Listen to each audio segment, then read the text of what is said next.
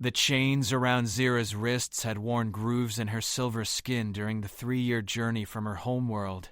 Now they clinked softly as she knelt before Queen Elena of Earth, head bowed, waiting for her new master's inspection. The great hall of the royal palace buzzed with alien diplomats who had come to witness this historic moment. The first interspecies war bride exchange since humanity joined the Galactic Council. "Rise," Queen Elena said quietly. Zira remained motionless. Her Kytherian conditioning ran deeper than simple obedience. She had been bred, trained, and broken specifically for this purpose. The war between Earth and Kyther was over. The peace treaty demanded sacrifice. A royal daughter for a royal daughter. That was the agreement. I said, "Rise." Elena's voice carried no anger, only authority that made the alien ambassador shift nervously. The Kytherian delegate, General Voss, stepped forward. His forearms gestured dismissively at his species' offering. "Your Majesty," she responds, "only to proper command protocols. May I demonstrate?" Elena's dark eyes never left Zira's trembling form. "No." The word echoed through the hall like a stone dropped in still water. The general's mandibles clicked, a sign of confusion among his people. "Your Majesty," Voss tried again, "the conditioning ensures complete obedience. She is trained for royal service, battle strategy, and I understand what she's trained for." Elena descended the 3 steps from her throne, her ceremonial armor catching the light. "But first, I want to understand something else." She stopped directly in front of Zira, close enough that the alien woman could smell the leather and steel of human craftsmanship. Elena had fought in the war. She knew what Kytherians were capable of in battle. Their speed, their strength, their tactical brilliance. To see one reduced to this made her stomach turn. "Look at me," Elena commanded. Zira's head lifted slightly, revealing eyes the color of storm clouds, but her gaze remained fixed on Elena's boots. The queen knelt, bringing herself to Zira's eye level. Gasps rippled through the assembly. Royal protocol demanded that subjects kneel before royalty, not the reverse. "What's your name?" Elena asked softly. "This one is designated War Bride 77 Alpha," Zira whispered in accented standard. "This one serves the peace between our peoples." Elena's jaw tightened. She had read the psychological profiles, the conditioning reports. War brides were systematically stripped of individual identity, reformed into living symbols of submission. It was efficient. It was legal under Galactic Council law. It made her sick. "That's not what I asked." Elena kept her voice gentle. "What did your parents call you?" Zira's entire body went rigid. Her breathing quickened. The conditioning was fighting her, causing actual physical pain when she tried to access forbidden memories. "Your Majesty," General Voss interjected, his voice sharp with warning.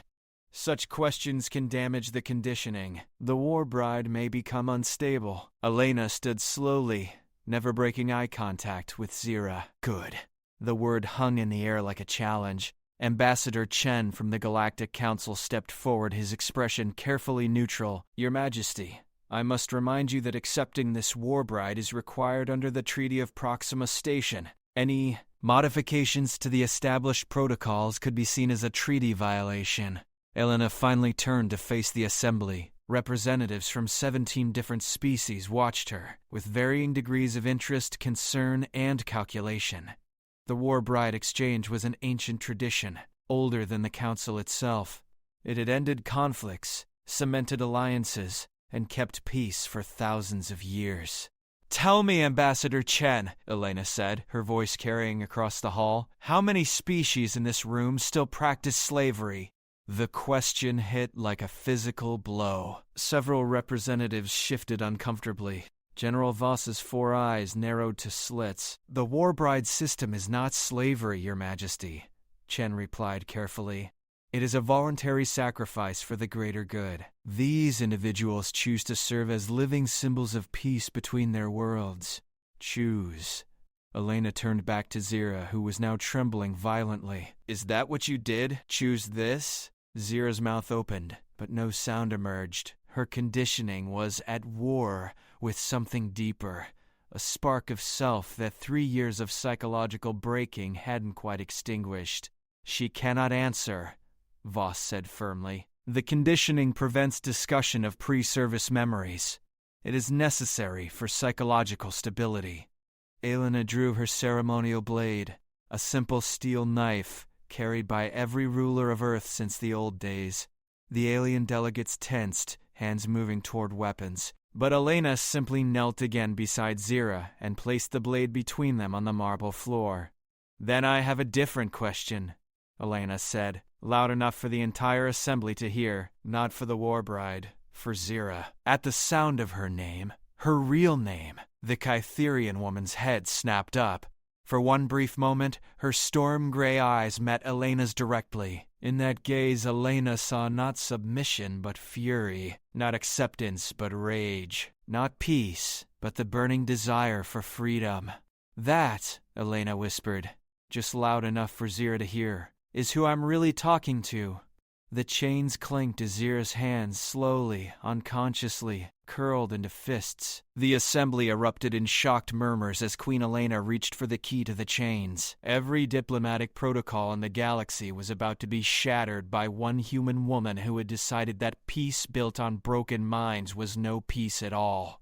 General Voss stepped forward, his forearms spread wide in warning. Your Majesty, I cannot allow you to damage Council property. The word hit Elena like a physical blow. She looked around the assembly hall, at the representatives who watched this moment with cold calculation, at the guards who stood ready to intervene, at the ancient symbols of power that decorated the walls. Humanity had fought so hard to join this galactic community. Had they simply traded one form of oppression for another? Property, Elena repeated slowly, still kneeling beside Zira. Is that what we're calling sentient beings now? Ambassador Chen's face remained diplomatic but firm. Your Majesty, you're letting emotion cloud your judgment. The Warbride system has maintained peace for over 10,000 years. It works. So did slavery on Earth, Elena replied without looking up. For thousands of years it worked wonderfully for the people who benefited from it. She touched the lock on Zira's chains, feeling the cold metal designed to contain someone who could bench press a hover car. The irony wasn't lost on her. These restraints weren't for show. The treaty is very specific, Chen continued, his diplomatic tone beginning to fray. Earth receives one Kytherian war bride as a symbol of submission and peace. In return, humanity provides equivalent strategic intelligence and mining rights in the Centauri system. Break the treaty, and you break the peace. Elena finally stood, her hand still resting gently on Zira's shoulder. The Kytherian woman had gone very still, as if afraid that any movement might shatter this moment. Then I guess we have a problem, Elena said quietly, because I'm looking at a person in chains and every human instinct I have is telling me to set her free. General Voss's mandibles clicked rapidly, a sign of extreme agitation. Your emotions make you weak, human. This is why your species nearly destroyed itself before joining the Council. You cannot see past individual pain to the greater good. Maybe, Elena agreed. But I'm looking at your greater good, and I see a woman who's been psychologically tortured for 3 years to make her compliant. I see a daughter who was traded like cattle to seal a deal between governments. I see a brilliant mind that's been deliberately broken to serve someone else's idea of peace. The Queen's voice carried across the hall, reaching every delegation. So explain to me, General Voss, how that's different from slavery. For the first time since the ceremony began, silence fell over the assembly. It wasn't the respectful quiet of diplomatic ceremony, but the shocked hush that follows an earthquake. Zira's voice, when it came, was barely a whisper. Zira. She was testing the name like a foreign word. My name is Zira. The chains clinked as she slowly lifted her head higher. Her storm-gray eyes were no longer fixed on the floor, but looking directly at the Kytherian general who had delivered her. I remember, she said, voice growing stronger with each word. How I remember my name. I remember my sister's laugh. I remember the flowers that grew outside my bedroom window. Her voice cracked. I remember the day they came for me. General Voss moved quickly, pulling out a small device Elena recognized as a neural inhibitor. Psychological breakdown must be contained. Stand aside, Your Majesty. No. This is not your choice to make, Voss snarled. The conditioning ensures stability. Without it, war brides become violent, unstable. Free, Elena finished. The word you're looking for is free. She turned to address the entire assembly, her voice carrying the weight of absolute authority.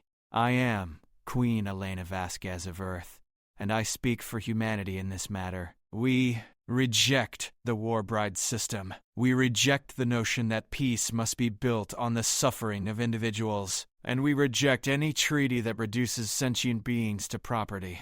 The hall erupted in chaos. Delegates shouted in a dozen different languages. General Voss raised his neural inhibitor, but Elena's royal guards were already moving, their weapons trained on the Kytherian general. Through it all, Zira remained perfectly still, staring at her own hands as if seeing them for the first time in years. Your Majesty, Ambassador Chen's voice cut through the noise. I must protest in the strongest terms. Earth cannot simply abandon its treaty obligations. The consequences will be whatever they will be, Elena finished. But they won't include trading people like commodities. She turned back to Zira, holding out the key to the chains.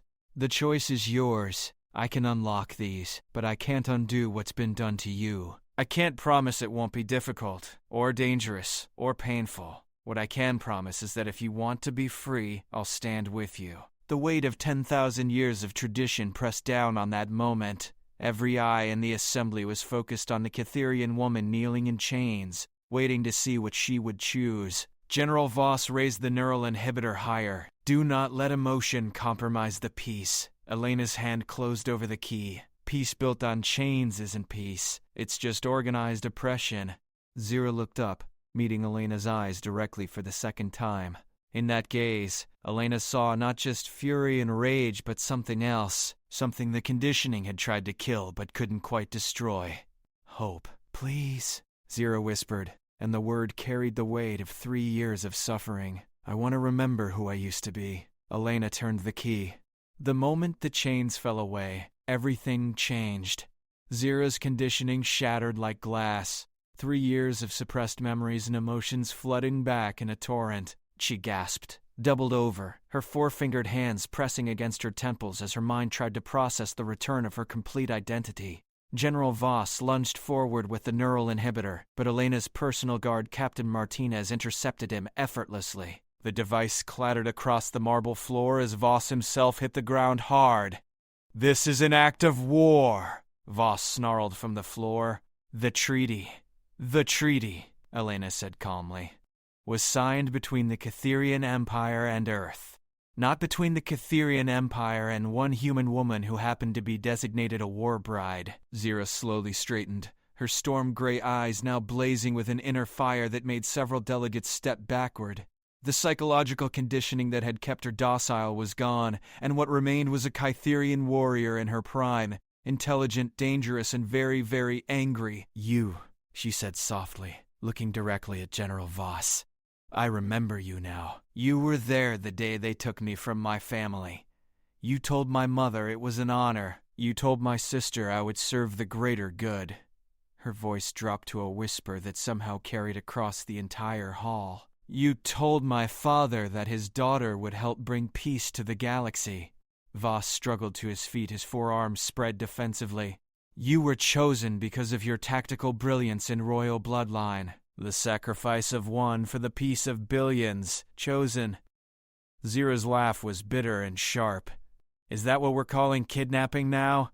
The transformation was remarkable. 3 minutes ago she had been a broken, compliant shadow of herself. Now she moved with the fluid grace of a trained warrior, the calculated precision of a military strategist, the cool authority of someone born to command. Ambassador Chen tried to regain control. Your Majesty, regardless of the moral implications, Earth cannot simply void the treaty without consequences. The Galactic Council can go to hell, Elena said pleasantly, along with anyone else who thinks peace treaties should be written in the blood of unwilling sacrifices. She turned to address the full assembly, her voice carrying the authority of humanity itself. From this moment forward, Earth hereby formally protests the war bride system in all its forms. We call upon the Galactic Council to recognize the practice as a violation of basic sentient rights and to ban it across all member worlds. The hall erupted again, but this time Elena didn't wait for the noise to die down. She continued speaking, her voice cutting through the chaos. Furthermore, Earth offers immediate sanctuary to any individual currently serving as a war bride who wishes to reclaim their freedom. We recognize no treaty, law, or tradition that reduces sentient beings to the status of property. General Voss's 4 eyes went wide. You cannot be serious. There are thousands of war brides across the galaxy.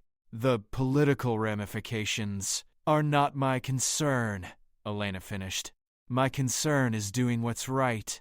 Zira had been listening to this exchange with growing amazement. Now she stepped forward, moving with predatory grace to stand beside Elena. Your Majesty, she said formally, I am Commander Zira Kellen of the 4th Strategic Division, Kytherian Imperial Fleet, daughter of Admiral Jorek Kalan and Crown Princess Vera of House Kalan. Her voice grew stronger with each word. I was captured during a diplomatic mission and subjected to illegal psychological conditioning for the purpose of forced servitude. The revelation hit the assembly like a bombshell. A crown princess. The Kytherians hadn't just traded a random noble. They had broken and conditioned a member of their own royal family. General Voss's mandibles clicked frantically. The subject is experiencing false memories due to conditioning breakdown. She cannot be trusted. I can prove it, Zira interrupted. She looked directly at the Kytherian general, her expression cold as ice. The scar on your left secondary arm. I gave it to you when you tried to sedate me during transport. I bit through your exoskeleton. Voss unconsciously moved his left arm behind his body, confirming her words. Zira continued, her tactical mind now fully engaged. The conditioning process took place on Station Omega-7. Kells supervised my breaking, as he called it. They used memory fragmentation, chemical dependency, and systematic trauma bonding. I can name every guard, every scientist, every official who participated in the process. She turned to face the assembly, no longer the broken, submissive figure who had knelt in chains. And I can tell you exactly which families their other victims taken from.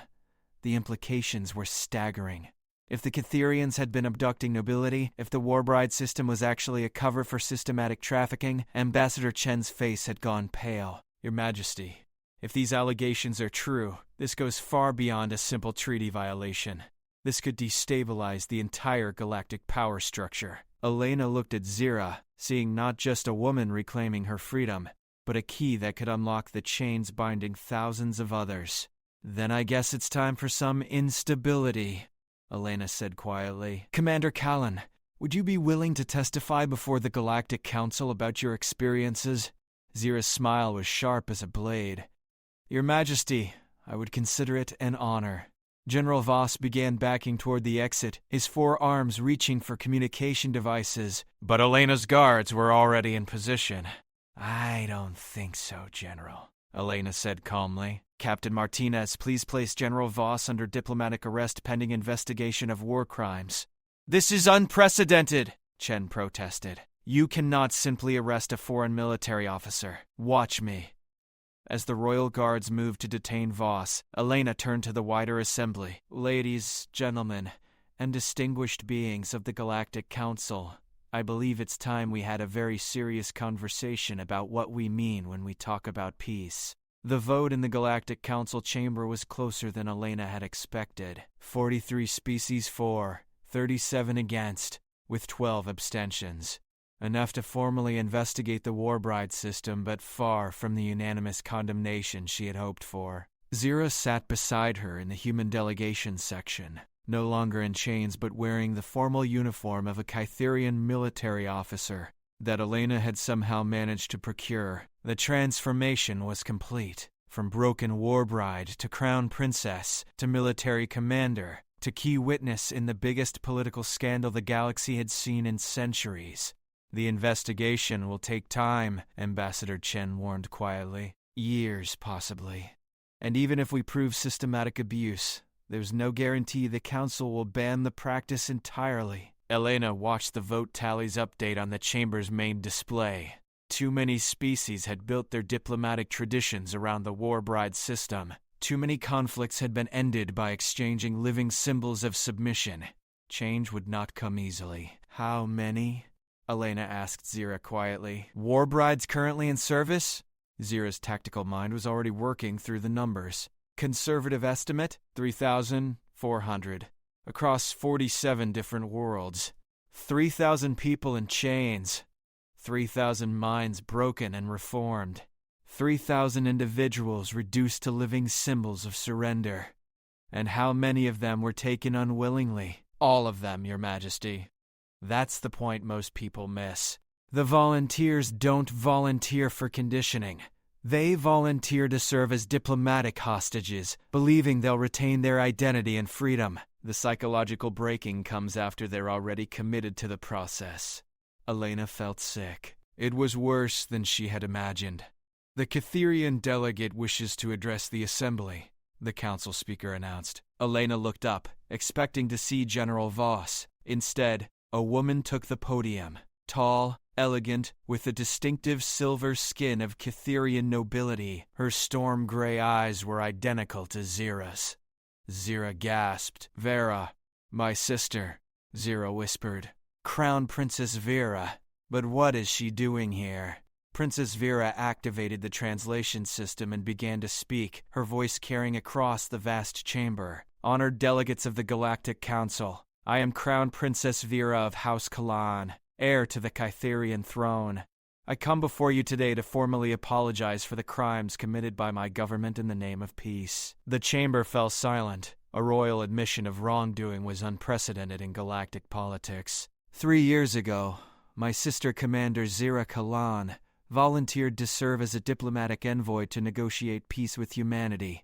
She believed she would serve as an honored hostage, retaining her identity and freedom while living among humans as a symbol of our commitment to peace. Vera paused, her voice thick with emotion. Instead, she was subjected to systematic psychological torture designed to break her mind and remake her into a compliant slave. Murmurs rippled through the assembly. This was not an isolated incident. For 10,000 years, my government has participated in a system of legalized trafficking, taking volunteers and transforming them into property. We have called it tradition. We have called it diplomacy. We have called it the price of peace. Her voice hardened. I call it slavery. General Voss, still in custody but present to hear the charges against him, looked like he had been struck by lightning. Your Royal Highness, he called out, you speak from emotion, not logic. The system works. Peace. Peace built on torture is not peace. Vera cut him off. It is organized oppression with a diplomatic veneer. Elena found herself smiling. Apparently the tendency to reject comfortable lies ran in Zira's family. Princess Vera turned to address Zira directly. Sister, I am here to formally request your return to Kyther, not as a war bride, but as a crown princess and military commander. Our father is dead. Our government needs reform, and I cannot do it alone. Zira stood slowly, her expression unreadable. Elena watched her carefully, recognizing the weight of the decision being offered. Return to her homeworld as royalty, with the power to change the system from within, or remain on Earth, where she was safe but largely powerless to help the thousands of others still in chains. What are you proposing? Zira asked. Come home. Help me dismantle the war bride system from the inside.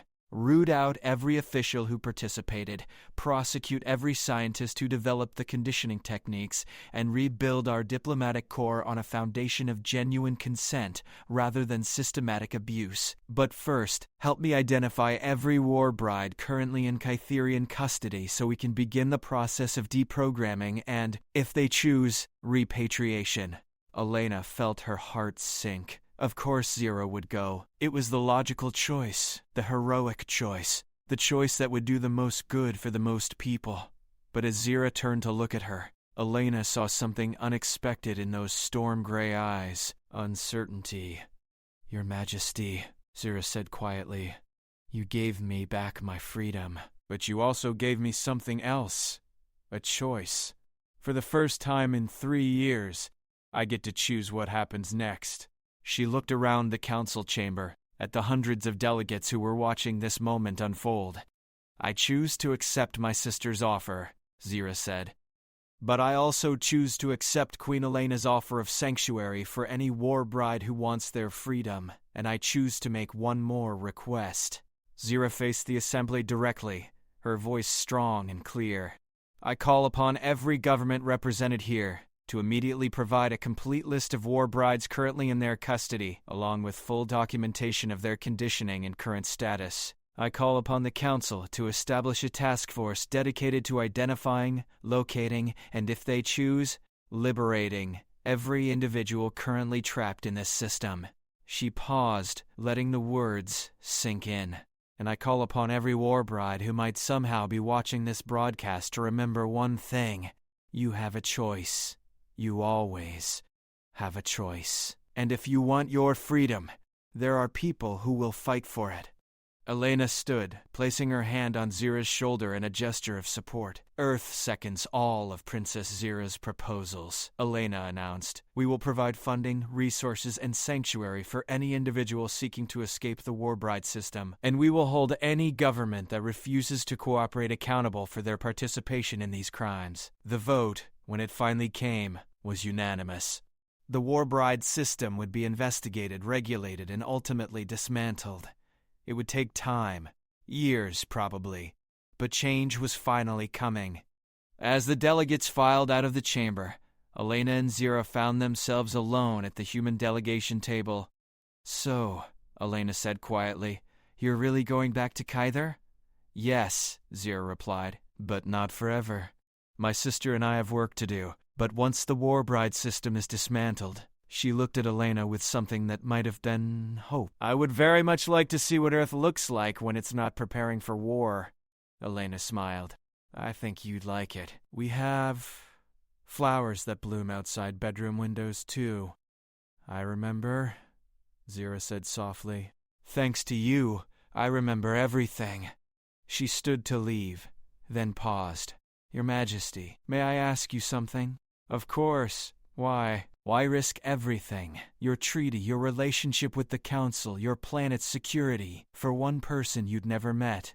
Elena considered the question carefully. It was the same thing her advisors had asked, the same thing that had been debated in the human press for weeks. "Because," Elena said finally, "the moment we decide that some people's freedom is acceptable collateral damage for our peace, we stop being the good guys, and I'd rather fight for what's right than live comfortably with what's convenient." Zira smiled, the first genuine smile Elena had seen from her. "My sister is going to like you very much, Your Majesty." As Zira walked away, Elena allowed herself to feel something she hadn't experienced since this whole crisis began: hope. 3 months later, the first transport carrying liberated war brides arrived at Luna Station. Earth's moon had been hastily converted into a processing and rehabilitation center, with medical facilities, counseling services, and educational programs designed to help people reclaim their identities after years of psychological conditioning. Elena was there to greet them personally. It wasn't required by protocol. In fact, her security detail had argued against it, but she felt she owed them that much.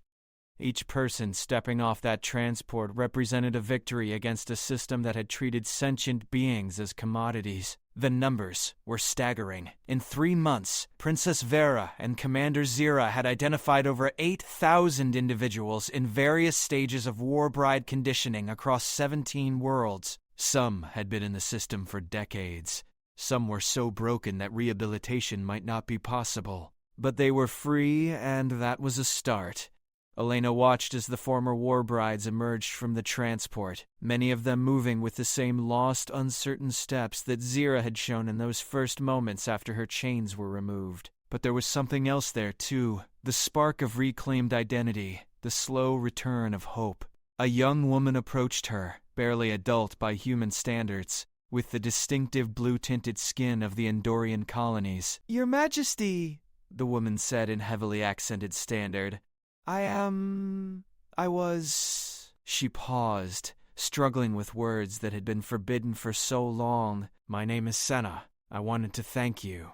"You don't need to thank me, Senna," Elena replied gently. "You deserve your freedom."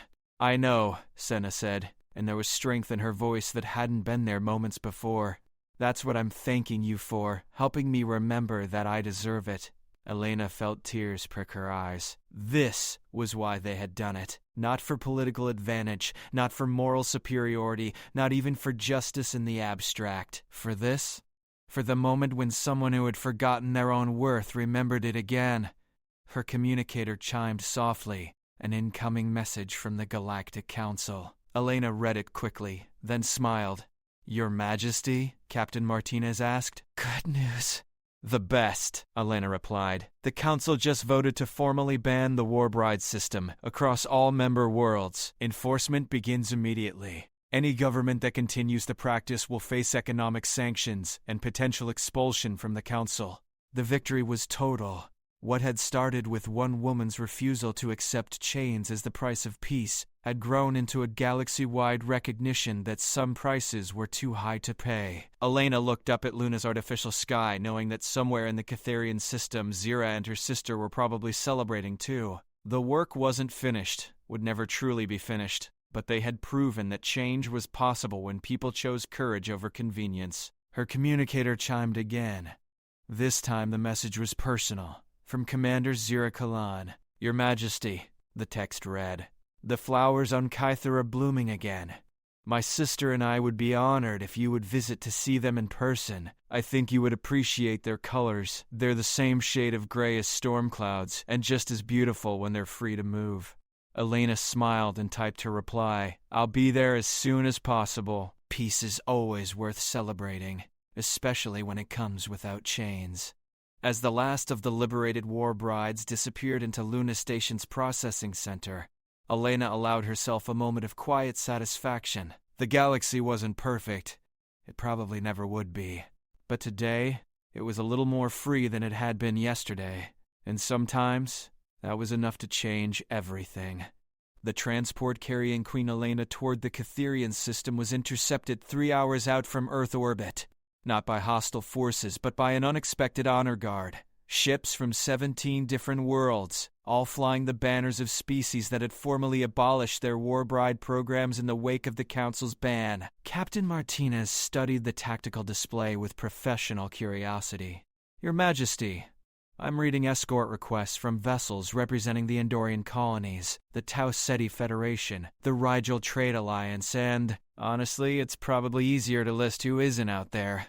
Elena stood at the observation deck, watching the graceful dance of ships positioning themselves around her modest diplomatic transport. Each one represented not just a government's decision to change policy, but thousands of individuals who would never again face the choice between volunteering for service and watching their homeworlds burn. They're not just escorting me, Elena realized. They're making a statement. The communications officer looked up from his station. Your Majesty, incoming transmission from the Kytherian flagship. Princess Vera is requesting to speak with you directly. Put her through.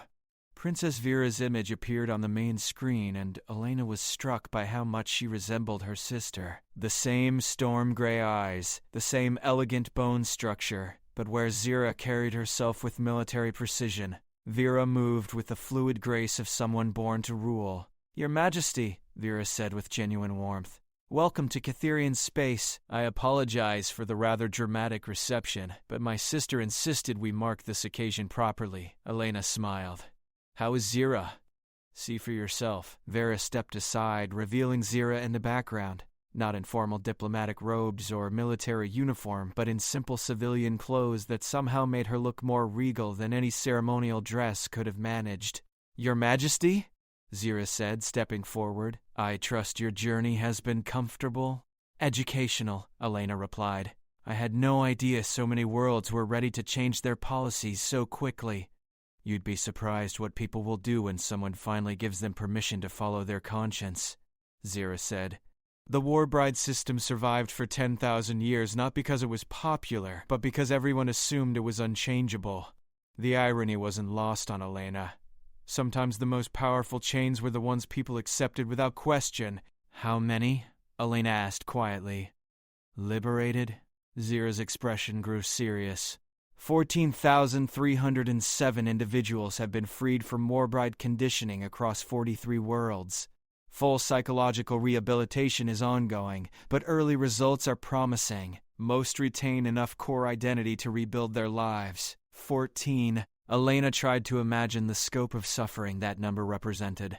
Decades of systematic psychological torture, families destroyed, minds broken and reformed to serve political convenience.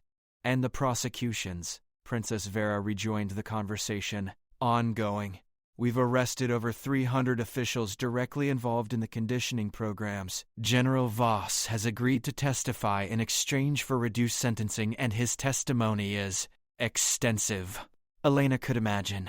Breaking someone like Voss, someone who had built a career on breaking others, would require a very specific kind of pressure. Your Majesty, Zira said, there's something else we need to discuss, something we couldn't transmit over normal diplomatic channels. Elena felt her stomach tighten. What kind of something? The kind that could start a war, Vera said grimly. Or prevent one, depending on how we handle it. The transmission cut to an encrypted channel, and Zira's expression grew deadly serious. Elena, we've discovered that the War Bride system was more than just systematic abuse. It was systematic intelligence gathering. Every War Bride was implanted with monitoring technology, memory recorders, biometric scanners, electromagnetic sensors. For 10,000 years, governments have been placing living surveillance devices in their enemies' most secure facilities. The implications hit Elena like a physical blow. Every diplomatic conversation, every military briefing, every state secret that had taken place in the presence of a War Bride had potentially been recorded and transmitted. How extensive? Elena asked. Complete, Zira replied. We're talking about the entire political and military intelligence structure of the galaxy being compromised. Every government that participated in the system has been unknowingly sharing their secrets with every other government in the network. Elena suddenly understood why 17 different species had volunteered to escort her ship. This wasn't just about moral victory. This was about survival. The balance of power that had kept the galaxy stable was built on a foundation of systematic espionage that no one had realized existed. Who knows about this? Elena asked. You, me, Vera, and 3 trusted technicians who discovered the implant technologies, Zira said.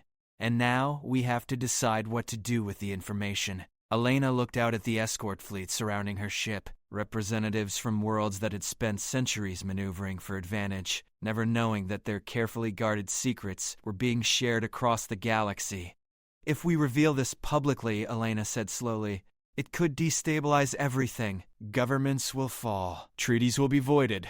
The whole galactic political structure could collapse. Yes, Vera agreed. On the other hand, if we don't reveal it, we're essentially perpetuating a system of mutual surveillance. The implants are still active in some of the liberated War Brides. The technology still exists. And there's no guarantee someone won't try to restart the program in a different form. Elena found herself thinking back to that moment in the palace hall when she had first seen Zira in chains. The decision then had seemed simple, free an individual from unjust captivity. But every choice created consequences, and those consequences created new choices with even higher stakes. There's a third option, Elena said finally. We reveal it privately to the Galactic Council leadership and let them decide how to handle disclosure. Give them a chance to prepare for the political fallout before making it public. And if they decide to suppress the information entirely? Zira asked. Then we leak it ourselves, Elena replied without hesitation. The truth has a way of coming out eventually. Better to control how it emerges than to let it explode randomly. Through the observation deck windows, Elena could see they were approaching Kyther's primary orbital station. The massive structure gleamed silver against the backdrop of stars, a testament to Kytherian engineering prowess. But Elena found herself wondering what secrets it held that its builders never intended to share. Your Majesty, Captain Martinez announced. We're receiving docking clearance for Bay 7. Princess Vera's personal shuttle is standing by to transport you to the surface. Elena took one last look at the escort fleet. 17 different species, united in their commitment to a new kind of peace. Peace without chains. Peace without surveillance. peace built on actual consent rather than systematic coercion. Zira, Elena said quietly. Are you sure about this? Once we start down this path, there's no going back. There was no going back the moment you turned that key, Zira replied. We just didn't realize how far the path would lead. Elena smiled grimly. Sometimes the most important journeys were the ones you started without knowing the destination. As her transport docked with the Kytherian station, Elena prepared herself for what promised to be the most consequential diplomatic meeting since humanity joined the Galactic Council. The fate of more than just war brides hung in the balance now. The stability of the entire galactic civilization depended on how they handled what they had discovered. But as Elena stepped from her ship onto alien soil, she found herself thinking, not about politics or consequences or the weight of history, but about a simple moment 3 months ago when she had knelt beside a woman in chains and asked her name. Some choices, Elena thought, were worth whatever consequences they brought. The council chamber on Scyther was smaller than the one on Earth, built for serious discussion rather than public spectacle. Elena sat across from Princess Zira and Zira, with the 5 senior members of the Galactic Council leadership connected via secure hologram. The weight of the moment pressed down on all of them. The next few hours would determine how 16,000 years of galactic civilization emerged from its greatest political crisis. Chancellor Corvain of the Centauri Federation spoke first, his image flickering slightly in the holographic projection. Your Majesty, Princess Zira, the evidence you've presented is disturbing. Are we to understand that every government participating in the war bride system has been unknowingly conducting mutual espionage for the past 10 millennia? Not unknowingly, Zira corrected quietly. The design specifications for the monitoring implants were part of the original war bride protocols. Every government that accepted a war bride signed agreements acknowledging standard diplomatic monitoring procedures. They just didn't bother to read the technical specifications. Elena felt sick. It was worse than systematic surveillance. It was systematic surveillance that governments had technically consented to without realizing what they were agreeing to. The legal implications alone could take decades to sort out, muttered Council Speaker Jan, her feathered crest flicking with agitation. Every treaty signed in the presence of a war bride could be challenged. Every strategic decision made with their input could be considered compromised. That's assuming we reveal this publicly, Chancellor Vex of the Outer Rim pointed out. There are other options. Such as? Elena asked, though she suspected she already knew. Controlled disclosure. We quietly deactivate the remaining implants, classify the monitoring data, and gradually phase out any advantages gained through the intelligence gathering. The public doesn't need to know about the espionage component. They're already satisfied with the moral victory of banning the war bride system. Elena looked at Zira, seeing her own revulsion reflected in those storm-gray eyes. After everything they had done to free people from chains, the council leadership was suggesting they simply hide the evidence and pretend nothing had happened. And the 14,000 people who were unknowingly turned into living surveillance devices? Elena asked quietly. Do they get to know what was done to them? Knowledge that would only cause additional psychological trauma, Chancellor Vex argued. Most of them are still recovering from the conditioning. Learning they were also unwitting spies could set their rehabilitation back years, or it could help them understand why their conditioning was so much more extensive than they remembered. Zira countered. We've been wondering why the psychological breaking was so thorough, why the memory fragmentation was so systematic. Now we know. They weren't just being turned into compliance symbols. They were being turned into living recording devices. Princess Vera activated a holographic display showing technical schematics. The implant technology is incredibly sophisticated. Memory enhancement, subconscious observation programming. Each war bride was essentially turned into an unwilling intelligence operative. Elena studied the schematics, feeling anger build in her chest. The level of violation was staggering. Not just psychological conditioning, but technological infiltration of the most intimate aspects of a person's mind. How long would it take to remove the implants from the liberated war brides? Elena asked. That's the problem, Zira replied grimly. The implants are integrated with their nervous systems. Removal could cause permanent brain damage or death. The best we can do is deactivate them and monitor for long-term effects. Chancellor Corvain leaned forward, his expression grave. Which brings us back to the central question. How do we handle public disclosure of this information? Elena stood, moving to the observation window that looked out over the Kytherian capital city. Millions of people going about their daily lives, unaware that their government had just taken the first steps toward fundamentally reshaping galactic civilization. We tell the truth, Elena said finally. All of it. The war bride system wasn't just systematic slavery, it was systematic espionage. The people deserved to know what was done in their name. Your Majesty, Council Speaker Yan said carefully. The political ramifications could be catastrophic. Governments could fall. The galactic economy could collapse. We could be looking at the largest political upheaval in recorded history. Good, Elena replied without turning around. Maybe it's time for an upheaval. Maybe a civilization built on systematically breaking people's minds and turning them into unwilling spies deserves to collapse. She faced the assembled leadership, her expression hard as steel. 3 months ago, I freed one woman from chains because it was the right thing to do. Today, we're sitting in a room debating whether to hide evidence of systematic technological rape because revealing it might be politically inconvenient. How exactly did we lose sight of what matters here?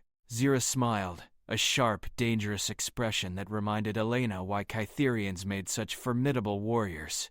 The Queen has a point, Zira said. We've spent so much time worrying about political stability that we've forgotten what we're trying to stabilize. A civilization that treats people as commodities isn't worth preserving. Princess Vera nodded slowly. My sister is right. Kyther has built its government on a foundation of systematic abuse. If that foundation needs to crumble for us to build something better, then let it crumble. The council leadership exchanged glances, the weight of the decision pressing down on all of them. Elena could see the calculations in their eyes. Political survival versus moral obligation. Stability versus justice. Convenience versus truth. There is one other consideration, Chancellor Vex said quietly.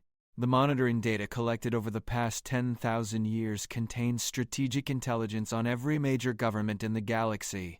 Military positions, resource allocations, technological capabilities. If this information becomes public, it could trigger not just political upheaval, but all-out war.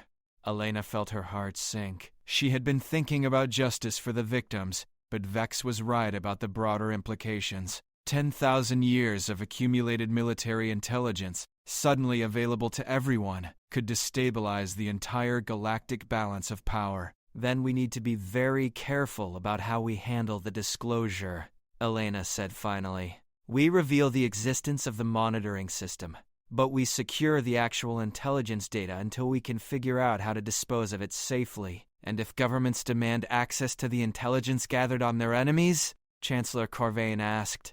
They don't get it, Zira said firmly. The data was obtained through systematic torture and technological violation of unwilling victims. It's inadmissible evidence in any civilized legal system. Elena found herself nodding. That was the key.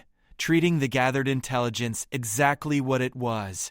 Evidence obtained through torture and systematic abuse. No ethical government should want to use information gathered through such means. I propose a compromise, Elena said. We reveal the full scope of the War Bride system, including the surveillance component. We offer complete medical care and monitoring for all affected individuals. We destroy all gathered intelligence data in a public, verifiable manner. And we establish new oversight mechanisms to prevent anything like this from ever happening again. Council Speaker Yan's feathered crest was flicking rapidly, a sign of extreme agitation. Your Majesty, what you're proposing would fundamentally reshape galactic politics. The current balance of power depends on carefully maintained information asymmetries. If everyone knows everyone else's capabilities, then maybe we'll have to build a civilization based on cooperation rather than mutual intimidation, Elena finished. I can think of worse foundations for galactic society. The silence that followed was heavy with implication. Elena could see the council leadership struggling with concepts that challenged their most fundamental assumptions about how civilization worked. Finally, Chancellor Corvain spoke. We'll need time to consider this proposal. The implications are, The implications, Elena interrupted gently, are that we have a chance to build something better, something that doesn't depend on breaking people's minds to maintain stability, something that doesn't require systematic abuse to function. She looked around the chamber at the faces of people who held the fate of trillions in their hands. The question isn't whether we can afford to change. The question is whether we can afford not to. As the council leadership signed off to consider their decision, Elena found herself alone with Zira and Princess Vera, the three women who had started a revolution by refusing to accept that chains were the price of peace. "What do you think they'll decide?" Vera asked. "They'll try to find a middle ground," Elena replied. "Partial disclosure, limited reforms, enough change to look like progress without actually threatening the existing power structure." "And what do we do then?" Zira asked. Elena smiled, an expression that would have made her enemies reconsider their life choices. "Then we remind them that revolutions aren't usually requests for permission." As the first reports of the Galactic surveillance scandal broke across every major news network, Elena stood in Princess Vera's private garden watching flowers bloom under an alien sun. The similarity to the flowers from Zira's childhood was striking.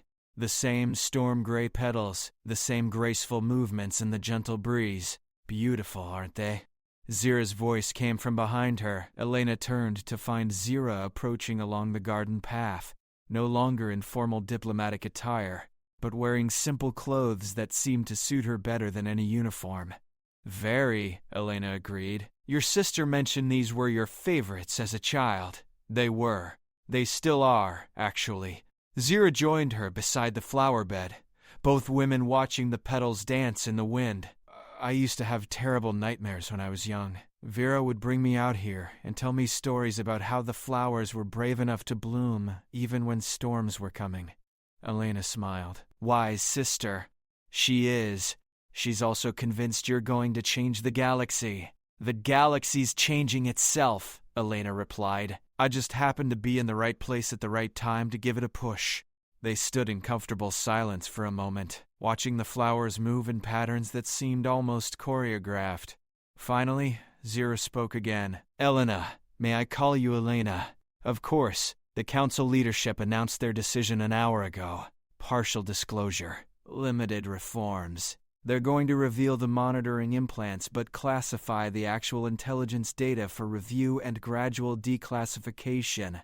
Expected timeline is 50 years.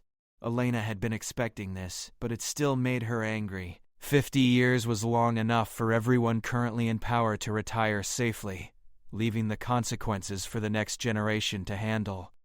"And the war bride victims?" Elena asked. "Full medical support and counseling. Voluntary implant deactivation. Financial compensation." Zira's voice turned bitter. "Very generous, considering they're trying to buy silence about the biggest intelligence operation in galactic history." Elena turned to face Zira directly. "What do you think we should do about it?" "I think," Zira said carefully, "that sometimes revolutions require more than polite requests for change." Elena felt her heart rate increase. "What exactly are you suggesting?" "I'm suggesting that the intelligence data doesn't have to stay classified.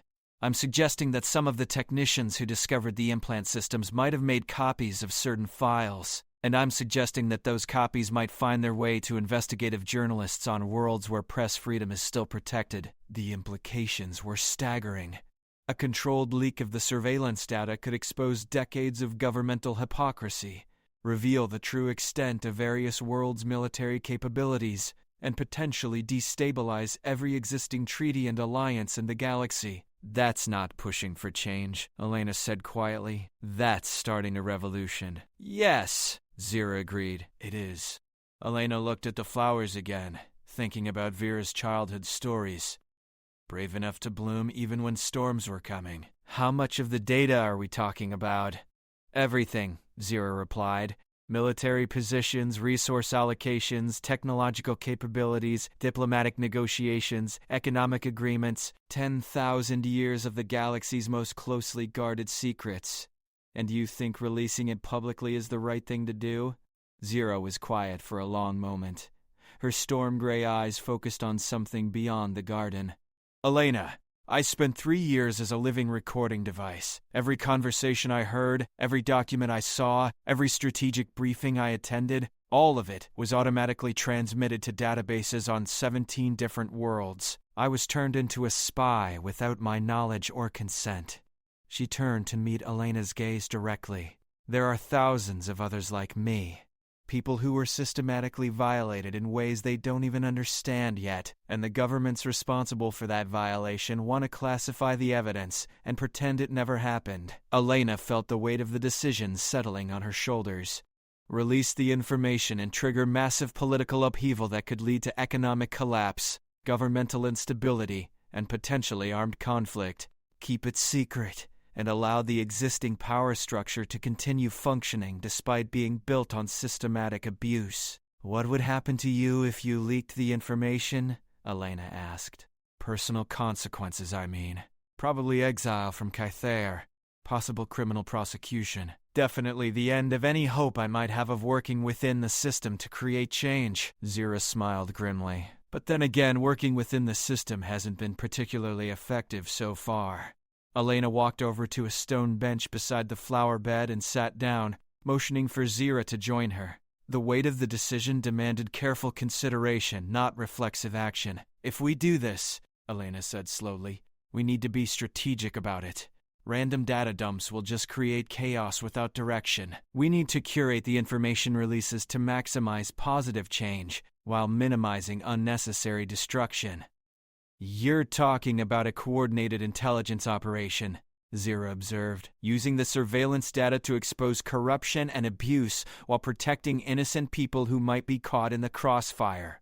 Exactly. Target the worst offenders first. Focus on evidence of systematic abuse, corruption, and treaty violations. Save the military intelligence for last, and only release it if governments refuse to cooperate with more fundamental reforms. Zira nodded slowly. It would take months to organize properly. We'd need secure communication channels, trusted journalists on multiple worlds, and legal protection for anyone involved in the leak process. And we'd need to be prepared for the consequences, Elena added. Once we start down this path, there's no going back. The existing galactic order will either reform itself or collapse entirely. They sat in silence for several minutes, watching the storm-gray flowers dance in the breeze. Elena found herself thinking about the moment in the Great Hall when she had first seen Zira in chains. The decision then had seemed simple, because it was about one person's freedom. This decision was about the freedom of entire civilizations. Elena, Zira said quietly, may I ask you something personal? Of course. What made you decide to free me that day? The real reason, beyond moral obligation or political principle. Elena considered the question carefully. It was something she had asked herself many times during the past few months. I looked at you in those chains, Elena said finally, and I saw myself. Not literally, of course, but I saw what I could become if I lived in a system where some people's freedom was considered acceptable collateral damage for other people's convenience. She paused, trying to find the right words. I realized that the moment I accepted your enslavement as the price of peace, I would have stopped being the kind of person who deserved to be free herself. And now I'm looking at a galaxy where billions of people live under governments that have systematically abused their own citizens for 10,000 years. And I'm asking myself the same question. What kind of person am I if I accept that as the price of stability? Elena stood, her decision crystallizing into certainty. Zira, I want you to leak everything.